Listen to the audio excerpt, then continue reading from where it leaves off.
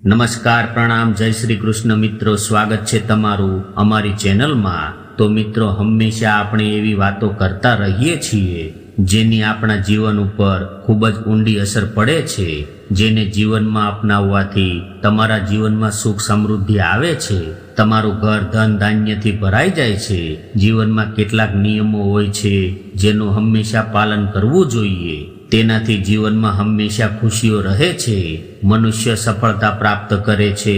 તો આજે હું કેટલાક એવા જ નિયમો વિશે જણાવવા જઈ રહ્યો છું કે કેટલીક એવી નાની ભૂલો વિશે જણાવીશ જે આપણે જાણતા અજાણતા મંદિરે જઈએ છીએ, જેના કારણે આપણે જ્યારે ભગવાનના દરબારમાં કંઈક પ્રાપ્ત કરવા માટે જઈએ છીએ, આપણી ભક્તિને તેમના પ્રત્યે પ્રદર્શિત કરવા માટે જઈએ છીએ, તેમને પ્રસન્ન કરવા માટે જઈએ છીએ, એવામાં આપણે કેટલીક નાની નાની ભૂલો કરીએ છીએ। તો તમે જે પૂર્ણ શ્રદ્ધાથી મંદિરે ગયા હશો તેનું પૂર્ણ ફળ તમને પ્રાપ્ત નહીં થાય। જ્યારે પણ મંદિરે જાઓ છો તો કેટલીક ખાસ વાતોનું ધ્યાન રાખવું જોઈએ। આપણે મંદિરે જ્યારે જઈએ છીએ, કેટલાક લોકો તો નિયમપૂર્વક રોજ મંદિરે જાય છે, પણ ઘણા કેટલાક લોકો જ્યારે મુસીબતમાં ફસાઈ જાય છે ત્યારે જ મંદિરમાં જતા હોય છે અને ત્યારે જ ભગવાનને યાદ કરતા હોય છે। ખરાબ સમય આવે છે ત્યારે દરેક ધાર્મિક સ્થળ ઉપર જાય છે અને સારા સમયમાં ભગવાનને યાદ નથી કરતા અને આ સમયમાં ભગવાનને પ્રાર્થના કરે છે કે બધું સારું થઈ જાય અને માનતા કરે છે કે તો હું આવું કરીશ, અને આવું બોલીને જ્યારે કાર્ય પૂર્ણ થઈ જાય છે તો પછી તેઓ ભગવાનને ભૂલી જ જાય છે। તો આમ તો મંદિરે જવા માટે સમય નથી હોતો અને જાય છે તો કંઈક મતલબ લઈને જાય છે, અને જતા હોય તો પણ કંઈક ભૂલો કરે છે કે ઘણા લોકો પછી નથી જાણતા કે મંદિરે કેવી રીતે જવું જોઈએ અને ત્યાં જઈને શું કરવું જોઈએ। તો સૌથી પહેલા તો એ જાણીએ કે મંદિર શું હોય છે। તો દેવતાઓનું ઘર જેવી રીતે તમારું પોતાનું ઘર હોય છે, તો મંદિરને પણ ભગવાનનું ઘર માનવામાં આવે છે। જ્યારે પણ પ્રાણ પ્રતિષ્ઠા થાય છે, પંડિતજી પૂરી રીતે ભગવાનનું આહ્વાન કરીને ત્યાં કળશ સ્થાપન કરવામાં આવે છે, ત્યારે કોઈ મંદિરની સ્થાપના થાય છે, તો તમે જ્યારે ભગવાનના મંદિરમાં પ્રવેશ કરો છો તો ધ્યાન રાખો કે તમે મહેમાનની જેમ એક અતિથિ છો। જેવી રીતે તમારા ઘરે મહેમાન આવે છે અને જો તમારા ઘરે બધું તે બગાડી નાખે, અંદર જૂતા ચપ્પલ પહેરીને આવે તો તમને કેવું લાગે છે? એવી જ રીતે જ્યારે આપણે મંદિરે જઈએ છીએ ત્યારે આપણે બૂટ ચંપલ બહાર જ ઉતારવા જોઈએ અને ત્યારબાદ જ ભગવાનના દર્શન કરવા જોઈએ। મંદિરમાં હંમેશા ઘંટડી તો હોય જ છે, તો તમે જ્યારે જાઓ ત્યારે એકવાર ઘંટડી જરૂર વગાડવી જોઈએ। એવું માનવામાં આવે છે કે ઘંટડી વગાડવાથી સીધું સંભળાય છે કે તમે ભગવાનને મળવા આવ્યા છો અને કંઈક ને કંઈક ફૂલ કે ગમે તે મંદિરે જરૂર લઈ જાઓ છો, તો તેને સેવાનું કાર્ય માનવામાં આવે છે। સાચી ભક્તિને પોતાના ભગવાન પ્રત્યે પ્રદર્શિત કરવાની એક રીત છે। હંમેશા તમે પૂજા કરો ત્યારે માથા ઉપર પાલવ નાખીને, એટલે કે કંઈ પણ ઓઢીને પૂજા કરવી જોઈએ, અને જે પુરુષો હોય તેમણે માથા ઉપર ટોપી અથવા તો રૂમાલ નાખીને પૂજા કરવી જોઈએ। તેનાથી ઈશ્વર પ્રસન્ન થાય છે, તો તમારો ભગવાન પ્રત્યેનો શ્રદ્ધાભાવ દર્શાવે છે। આવું કરવાથી ઘરમાં સમૃદ્ધિ રહે છે। આપણે જૂની હિન્દુ પરંપરામાં છે કે વડીલો આગળ મહિલાઓ પોતાનું માથું ઢાંકીને રાખતી હતી, એટલે કે લાજ કાઢીને રાખતા હતા, તો એટલા માટે શ્રદ્ધાભાવ બતાવવાનો છે। સાથે જ શ્રદ્ધાંજલિ જરૂર આપવી જોઈએ, એટલે કે માથું નમાવવું જોઈએ। માથાને જમીન સાથે સ્પર્શ કરવાની ક્રિયા એ વિનમ્રતા દર્શાવે છે, અને જ્યારે કોઈ પણ મંદિરે જાઓ છો ત્યારે ત્યાં થોડી વાર માટે બેસવું જરૂર જોઈએ અને ત્યાં બેસીને મંત્રનો જાપ કરવો જોઈએ। તમને જે પણ મંત્રો આવડતા હોય તેનો જાપ કરી શકો છો, કેમ કે ધ્વનિ એ સૃષ્ટિની પ્રથમ અને સૂક્ષ્મ પરત છે અને તેનાથી તમે ભગવાનનો સ્પર્શ કરી શકો છો, અને એટલા માટે મંત્રને ખૂબ જ શક્તિશાળી માનવામાં આવે છે, જેનાથી મનુષ્ય પોતાની ચેતનાને સકારાત્મક રૂપે બદલી શકે છે। તમે જ્યારે મંદિરમાં બેસો છો ત્યારે તમારી જે 5 ઇન્દ્રિયો હોય છે તે એક્ટિવ થઈ જાય છે. કેવી રીતે થાય છે? તો મંદિરમાં જે દેવતાનું સ્વરૂપ છે તેને તમે તમારા ચક્ષુઓથી જુઓ છો, તેમના દર્શન કરો છો, ખૂબ જ સુંદર વસ્તુના દર્શન કરો છો. ત્યાં ચડાવેલું ફૂલ હોય કે ધૂપ હોય તેને તમે તમારા નાક દ્વારા સુગંધ લો છો. પ્રસાદ સ્વરૂપે તમને જે કંઈ પણ આપે છે તેને ગ્રહણ કરીને તમે તેનો સ્વાદ લો છો. તમને ચરણામૃત રૂપે જે જળ આપવામાં આવે છે તેને તમે પીવો છો. ત્યાં જે પ્રકાશ હોય છે તેને તમે મહેસૂસ કરી શકો છો. પૂજા દરમિયાન વગાડવામાં આવતી ઘંટડી સાંભળી શકો છો. અને તમે જ્યારે મંદિરે જાઓ છો ત્યારે આસન વગર ત્યાં નીચે બેસો છો અને તમે ભૂમિના સંયોજનમાં આવો છો.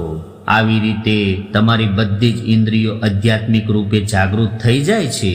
હંમેશા મંદિરમાંથી જ્યારે પ્રસાદ આપે ત્યારે તેને હંમેશા ખાવો જોઈએ, તેને ગ્રહણ કરવો જોઈએ અને તેને મંદિરમાં બેસીને જ ખાવો જોઈએ. થોડો તો થોડો પણ મંદિરમાં બેસીને જરૂર ખાવો જોઈએ.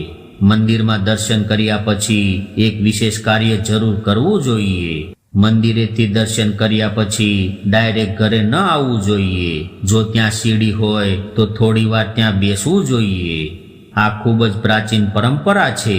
વાસ્તવમાં મંદિરની સીડી ઉપર બેસીને એક શ્લોક જરૂર બોલવો જોઈએ. આ શ્લોક આજકાલ લોકો ભૂલી ગયા છે. તો જ્યારે પણ મંદિરે જાઓ ત્યારે દર્શન કરીને મંદિરની સીડી ઉપર બેસીને આ શ્લોક જરૂર બોલવો જોઈએ.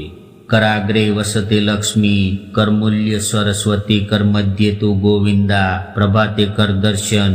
આ શ્લોક જરૂર કરવો જોઈએ. તેનો અર્થ એ છે અનાયાસે મરણમ એટલે કે તકલીફ વગર અમારું મૃત્યુ થાય અને ક્યારેય પણ બીમાર થઈને ખાટલા ઉપર ના પડીએ અને કષ્ટ ઉઠાવીને મૃત્યુ ન થાય. ચાલતા ફરતા જ અમારા પ્રાણ નીકળી જાય. ત્યાર પછી બિના દૈન્યન જીવનમ, તેનો અર્થ એ છે કે પરવસ્તાનું જીવન ન હોય. જ્યાં સુધી મારા હાથ પગ ચાલતા રહે ત્યાં સુધી મારું જીવન રહે. ત્યાર પછી હે પ્રભુ મને ઉઠાવી લેજો, મને કોઈના સહારે ના રાખજો. કેમ કે લકવા થઈ જવા પર મનુષ્યને બીજાના આશરે રહેવું પડે છે.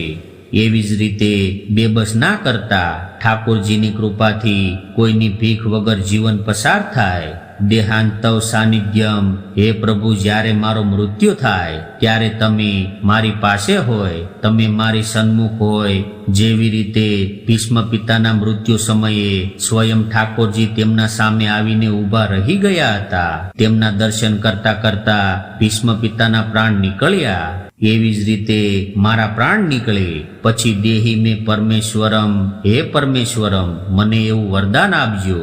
આવી રીતે પ્રાર્થના કરતા શ્લોકનો પાઠ કરવો જોઈએ. ગાડી બંગલા, છોકરા છોકરી, પતિ પત્ની, ઘર સંસાર, આખા સંસારની વાતો પ્રભુને કહીએ છીએ, પરંતુ આપણે આ માંગવાનું તો ભૂલી જ જઈએ છીએ.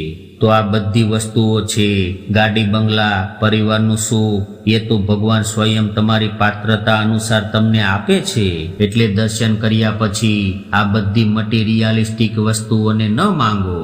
ભગવાનને પ્રાર્થના કરો. અનાયસેન મરણમ, બિના દૈન્યન જીવનમ, દેહાંતવ સાનિધ્યમ, દેહી મે પરમેશ્વરમ તમે પણ કરો. અને તમારા બાળકોને પણ મંદિરે લઈ જાઓ અને તેમને પણ આ વાત શીખડાવો. તો બાળકો ક્યારેક જિદ્દી નહીં બને અને તે પણ સમજશે કે જીવન શું છે. યાચના સંસારિક વસ્તુઓ માટે કરવામાં આવે છે, એટલા માટે યાચના નહીં પરંતુ પ્રાર્થના કરવાની છે. પ્રાર્થનાનો અર્થ જ થાય છે વિશેષ નિવેદન કરવાનો. મંદિરમાં ભગવાનના જ્યારે દર્શન કરો ત્યારે ધ્યાન રાખો કે હંમેશા આંખો બંધ કરીને રાખો અને પ્રાર્થના કરો છો, પરંતુ એવું ના કરો. ભગવાનને નિહાળો, ભગવાનની મૂર્તિ જુઓ. તેમની મૂર્તિ હંમેશા ખુલ્લી આંખોથી જુઓ. તેમને નિહાળવા જોઈએ. જ્યારે તમે ભગવાનના દર્શન કરવા આવ્યા છો તો આંખો બંધ કેમ કરવાની? તેમના સ્વરૂપના, તેમના શ્રી શરણોના, તેમના મુખારવિંદના, તેમના શૃંગારના સંપૂર્ણ દર્શનનો આનંદ લો અને તમારી આંખોમાં આ સુંદરતાને પૂર્ણ રીતે ભરી લો. અને દર્શન કરીને જ્યારે બહાર આવીને બેસો ત્યારે નેત્ર બંધ કરીને તમે જે દર્શન કર્યા તે સ્વરૂપનું ધ્યાન કરો. મંદિરમાંથી બહાર આવ્યા પછી સીડી ઉપર કે પાળી ઉપર બેસીને એ સ્વરૂપનું ધ્યાન કરો. કેટલીક વાતોનું ધ્યાન પણ જરૂર રાખો.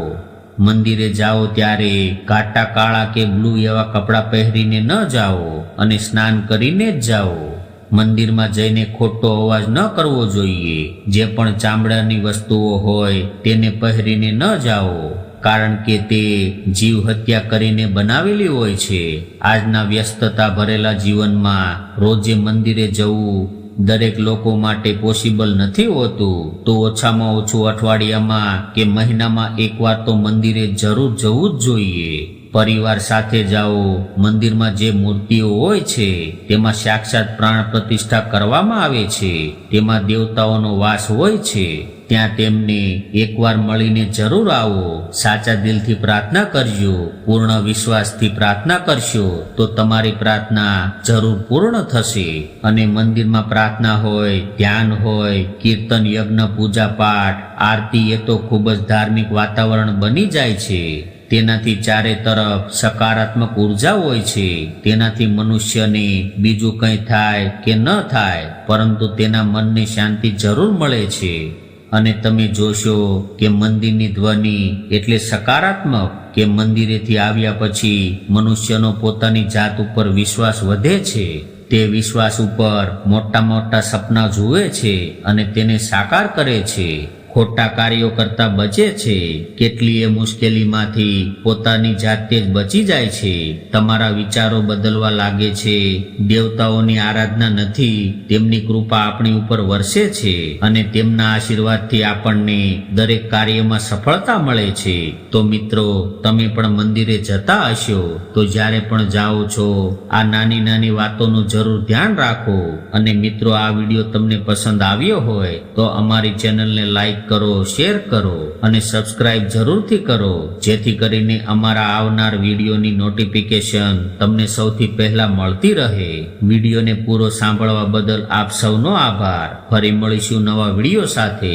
ત્યાં સુધી તમામ મિત્રોને જય શ્રી કૃષ્ણ, રાધે રાધે, હર હર મહાદેવ.